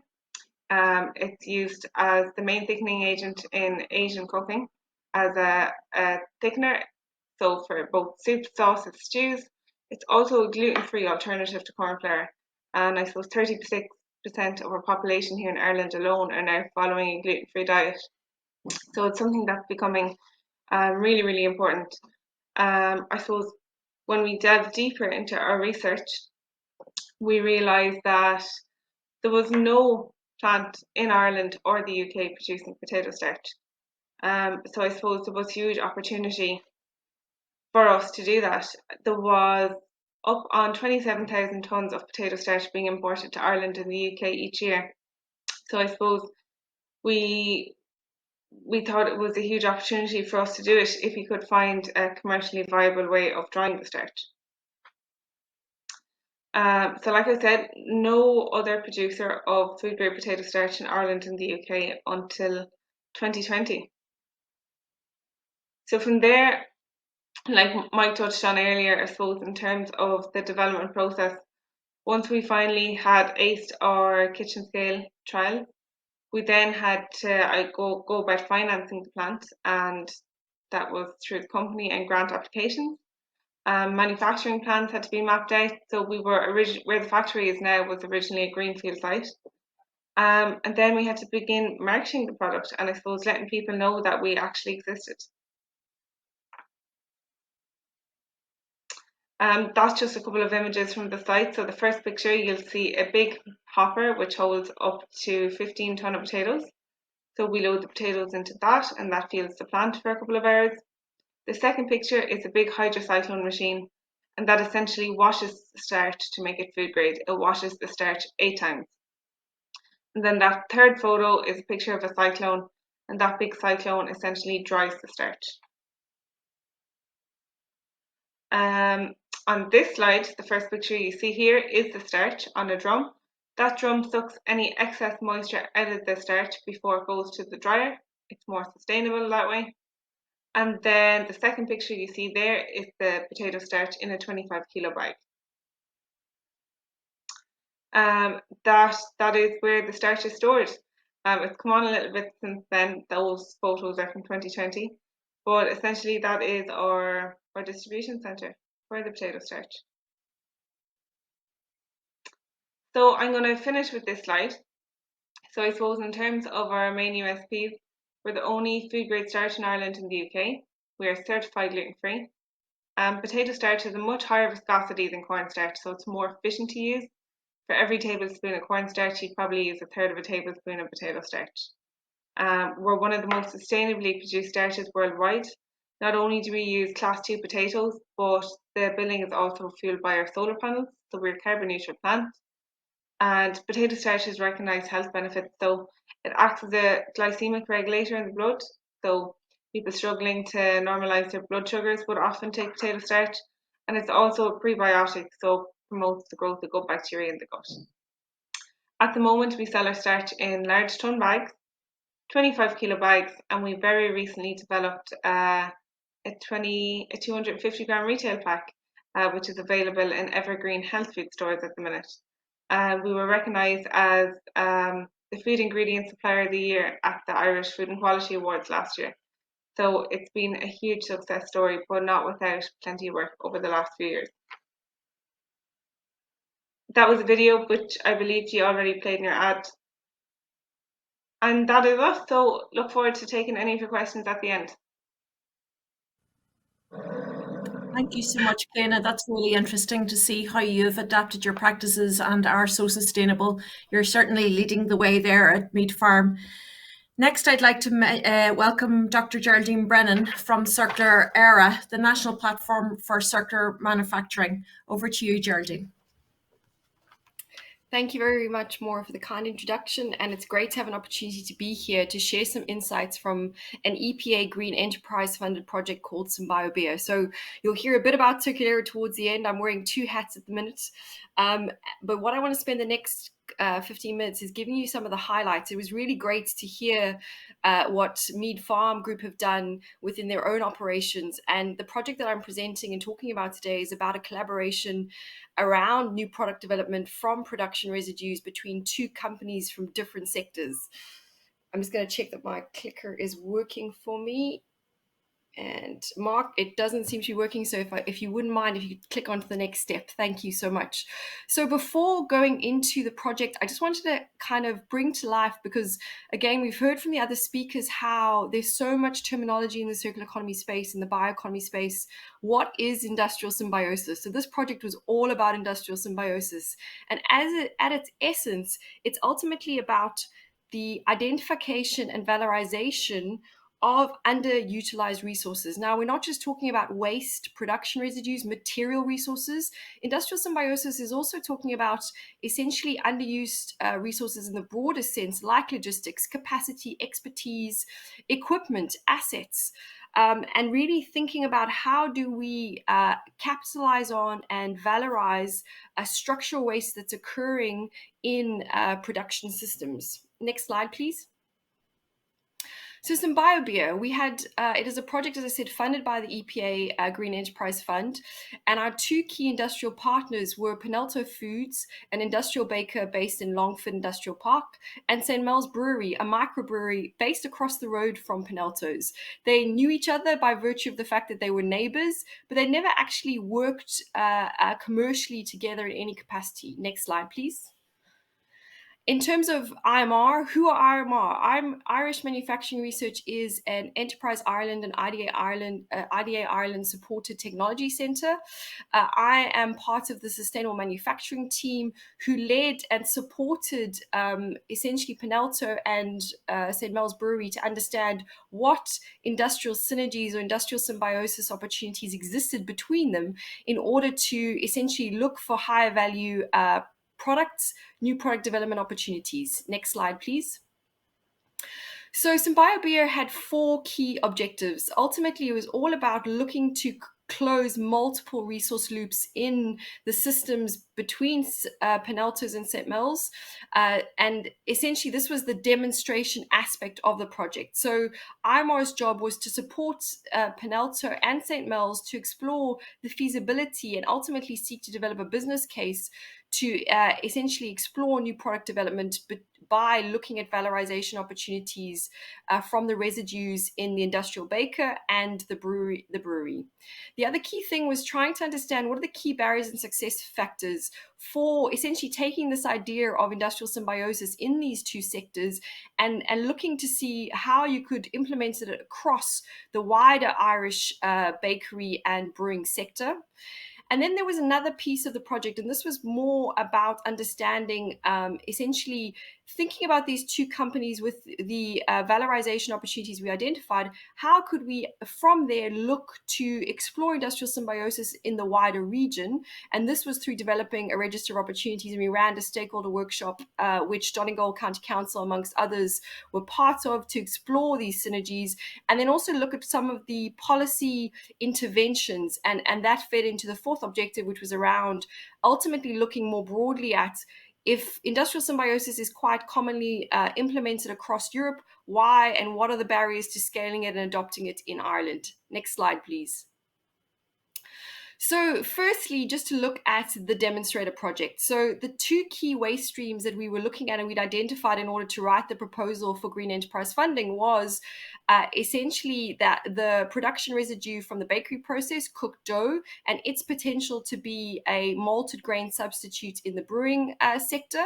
And from the brewing sector, the potential for using brewer spent grains as a substitute for flour in the bakery sector. We were able through the project to, well, I say the royal we here because IMR was the facilitator and the coordinator of the project, but ultimately the new product development needed to be done by Penalto's and St. Mel's Brewery. And effectively, we were, as I said, St. Mel's produced a new beer, a limited edition beer called Bio Beer Project Number 1. It's still available for sale.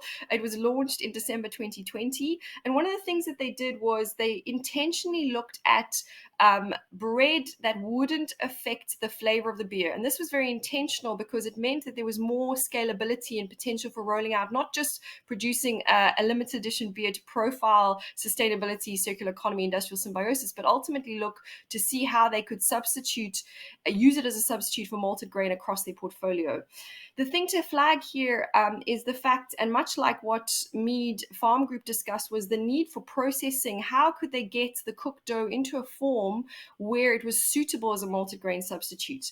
And one of the things that through a number of different tests that they did, was they established that they needed to dry and crumb the cooked dough in order for it to be suitable for the mash and therefore to go in as a substitute. And effectively, from the brewer spent grain perspective, it was a little bit more challenging. I don't have bandwidth to go through everything to do with the trials, but there are extended outputs from the project that are accessible, and the links will be in the chat towards the end of my presentation. But again, just to highlight some aspects of the experimentation from Penalto's side around utilizing the brewer spent grain, essentially what they found was that if you used it as it came as a mash, it essentially didn't work in the production process for developing new breads. Essentially, again, there's a transformation process required to make it feasible for use in a commercial industrial bakery setting, and effectively that in order for it to slot in as a viable, scalable material substitute, would need to be transformed into a flour. Now, again, whether a brewery would want to invest in the infrastructure and the capabilities to transfer the brewer spent grain is perhaps beyond the scope of a microbrewery. Larger breweries might consider otherwise. But this is where, and again, we've heard it already today about the need for new entrants, SMEs, to come in. And Biosol, an example of such an entity who are producing essentially flour from brewer spent grains, who are coming in as a new product development in the ingredient space to kind of close these gaps and facilitate industrial symbiosis between the brewery and the bakery sector. One of the key things we found during the process was that, and this is again something that's really important whenever looking to valorize production residues and waste in the context of the food and drinks sector or the agri-food sector, is that the consistency of your substitute is really important from batch to batch. So this is where, in the context of this demonstrator, the fact that you had a microbrewery with small, heterogeneous batches production of breweries, it didn't quite fit for an industrial baker who needed real clarity with regards to consistency of what was in the brewer spent grain for the particular bread that they were hoping to substitute an aspect of flour for it. There's a few estimates there with regards to scenarios around impact reduction. Again, lots of potential, but the devil is in the details. So I'm not going to stop too long there, but if you go to the next slide, as I said, there are infographics and case studies that you can follow up on. In addition to looking at the potential for cooked dough as a malted grain substitute and brewer spent grains as a flour substitute, we also looked at other high value applications, bearing in mind the fact that in the current system for most bakers and breweries, the residues are much like Mead Farm Group highlighted, going to animal feed. And yet, based on our research, we found that there are a range of high-value applications that the brewery and the bakery could explore, from cooked dough becoming a feedstock for bioplastics or biofuel, brewer spent grain for polyphenols, proteins, even creation of furniture, yeast, hobs, and shrubs similarly. Next slide, please. So again, just to highlight kind of some of the work we did around identifying industrial symbiosis opportunities, it was really great to see that Donegal's action plan has an item connected to developing a register, because this is one of the key challenges that most companies have, or kind of find, is that they're not aware of what residuals exist around them. So something that we did was essentially to highlight what companies were operating in the radius of Penelter and St. Mel's, and effectively what types of residuals were likely. And what you can see there is essentially a systems map which highlights the different types of actors in the local region, as well as the potential byproduct residues and scraps that are likely to occur, and then potential opportunities to valorize those into co-products. So take, for example, brewing and distillery and I'm not sure I'm getting my rights and lefts wrong here, but effectively, not only could you take spent grain and give it to the food manufacturer in order to produce a flour, but also there's huge opportunities potentially to create polyphenols and proteins for the pharma sector, which could be an even higher value application than as a flour substitute. Next slide, please. So again, just highlights of some of the barriers and enables we identified through the demonstrator, and again, echoing Mike from CircularWise's comment about the economics. Ultimately, what you're dealing with often in the food and agri-food sector is you have a high volume byproduct, which potentially has a low value. And therefore, what we noted in the context of the brewery and the bakery is that a sectoral approach is required to create the economies of scale to make it commercially attractive. And this is largely down to do with the infrastructure required to transform or process byproducts into a form that is suitable in high value applications. And again, concurring with Michael Tunney and Maura Turner from Donegal County Council in their conversations, the data is one of the biggest challenges that industry finds, because essentially understanding the production requirements to substitute from a virgin material that you're sourcing to a secondary raw material requires a lot of information with regards to the quality and the consistency, and also that the quantity that you need with byproducts that have short shelf lives will actually be available when you need it. And then again, and we've heard it before with regards to the standards and the regulatory requirements when it comes to assuring the quality of secondary raw materials, the fact that if you are seeking to valorize a production residue, you do have a regulatory obligation under the EPA byproduct notification. And then again, when it comes to the food sector needing traceability around the origins of the material substitutes. However, there are also many enablers connected to the close proximity of actors in a region or in a town. The fact that when it comes to a lot of these ideas, they're not necessarily new per se. They're a high technology readiness level. There's a lot of good best practice that exists in Europe and further afield. But again, it's about trying to support and stimulate and overcome some of those barriers to scaling these things. Next slide, please. And again, just very high level here, a lot of the operational challenges concurred and led to or connected to the supply and the demand for the production residues or the infrastructure required. And then the regulatory obligations, the fact that manufacturers don't necessarily have visibility of waste management, waste licensing, end of waste, and byproduct notification systems. It's not an area that they are familiar with. And then in terms of insights that we found for policymakers was connected to developing financial instruments. Again, so it's great to hear Donegal County Council talking about innovation vouchers, talking about how they can support businesses to address those high upfront costs or diversify or partner in order to valorize production residues, and the need around educational support, and then again, data. Next slide, please. So key conclusions, next point.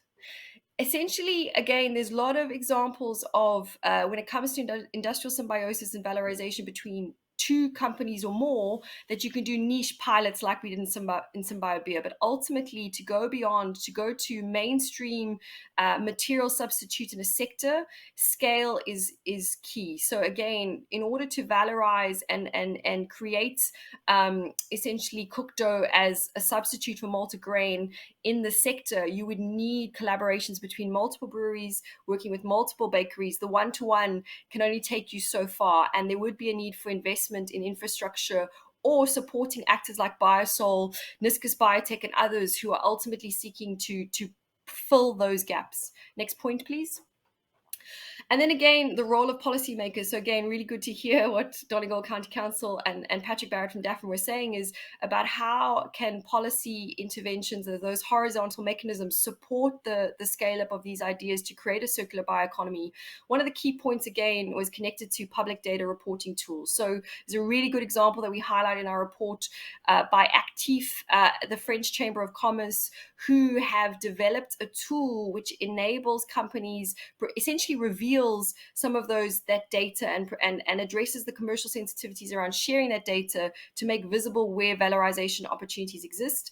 And the other key point is around essentially the time investment required by industry to essentially engage and understand the licensing standard and regulatory obligations. And I'm happy to say, as head of circular economy at IMR at Circulera, that we're actually running at this moment in time an end of waste byproducts and waste permitting pathfinder to start and foster that dialogue between policymakers, regulatory bodies, and industry in order to overcome some of those challenges.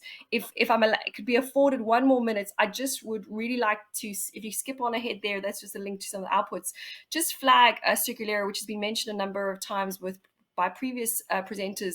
So Circulera is cross-sectoral. We don't just operate in the food and drink sector, but we do have a number of actors and activities in the food and drink sector, most notably our Circular Bioeconomy Thematic Working Group, which was running in 2020. Next slide, please.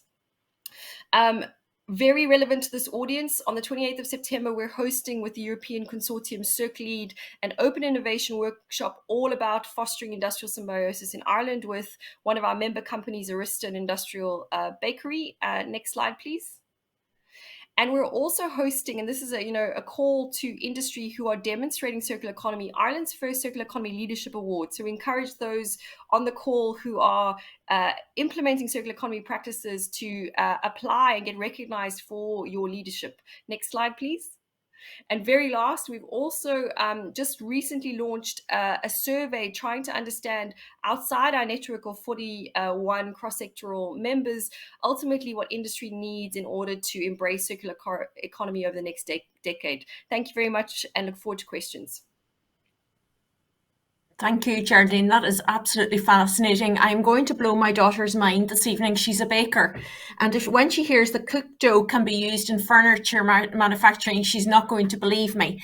But anyway, I'm going to call Mike in. He's going to moderate a short chat with yourself and Cleena. One question that came in on our chat function, Mike, is to you, is can you give us examples of coffee grounds business models that you refer to? Sure, yeah. I worked with a company in the UK, an excellent company called BioBean. It's BIO -bean, if you go to search for it on the internet. I met him as part of the Virgin competition, the Virgin Boom competition a number of years ago.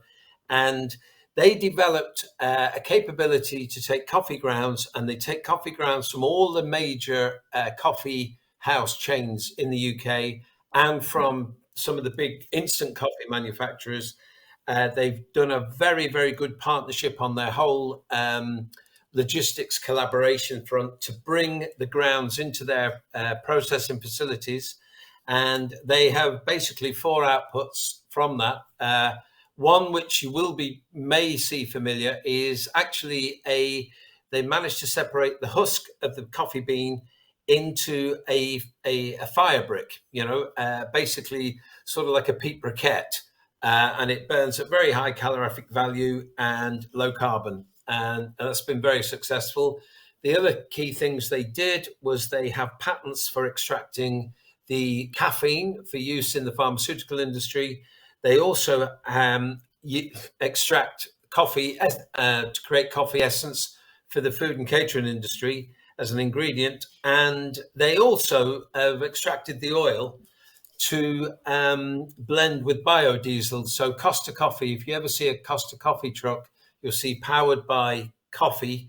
That's not a big profitable business, but what it is it tightens the partnership from supply to their input with Costa Coffee. So that's a company called BioBean. Sorry to go through it.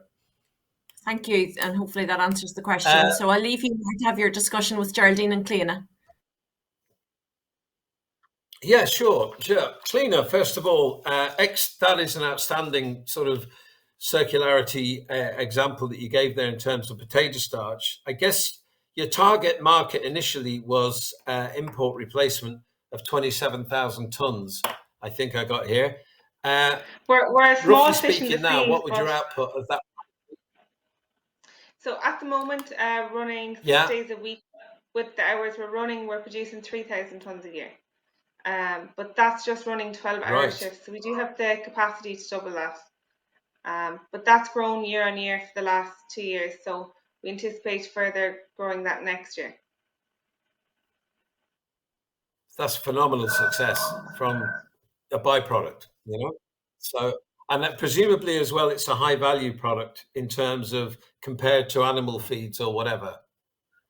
It is. So it takes approximately 5.5 tons of potatoes to produce 1 ton of starch.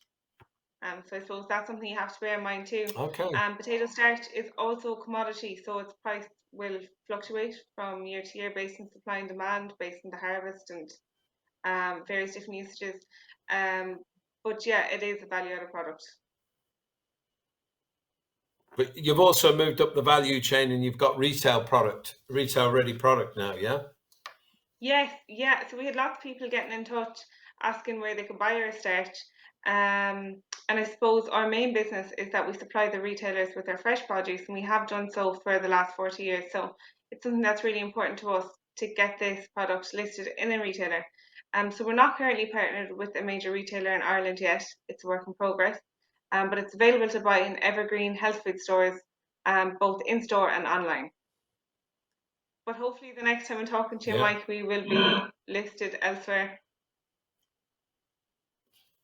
Yeah, well, I'd be surprised if you're not, to be honest. You know, it's a wonderful story. And I'm finding as well with some of the big retail chains, they just desperately want more and more and more ESG good news stories to put into their product mix and to keep their investors happy, you know? So Yeah, and it's sustainability, definitely... I think sustainability is something that's really important to everybody now, buyers included. So it's the most sustainable, I suppose, form of starch available in any form. And then the fact that it's a gluten-free alternative to corn flour is something that's increasingly important to many people. Yeah, yeah. Geraldine, if I may just come to you, and it's very hard. Circulara does so much now for this industry. It's very hard to condense it into a 15-minute presentation. But I was interested in what you're looking at there in terms of tell us a little bit about your End of Waste Pathfinder initiative, because I think that's something that's absolutely critical for the development in Ireland. Sure. And thanks, Mike. I appreciate SymBioBeer is like a sister project to Circulara, which is funded by the Department of Environment, EPA, and EIT Climate Kick. I also just need to clarify Circulara is a public-private partnership, so it is industry-led, and hence the diagram I put up with the range of industry members from different sectors. So in terms of our end of waste and byproduct and waste licensing Pathfinder, what we're doing with our network members, because we realized that when we were developing circular economy action plans, we say, look, there's an industrial symbiosis opportunity. You could take this byproduct and transform it into a co-product. And then we say, by the way, FYI, there's a regulatory obligation here that you need to go and investigate. And they would be going, what regulatory obligation? We're a manufacturer. It's a new product. What do you mean?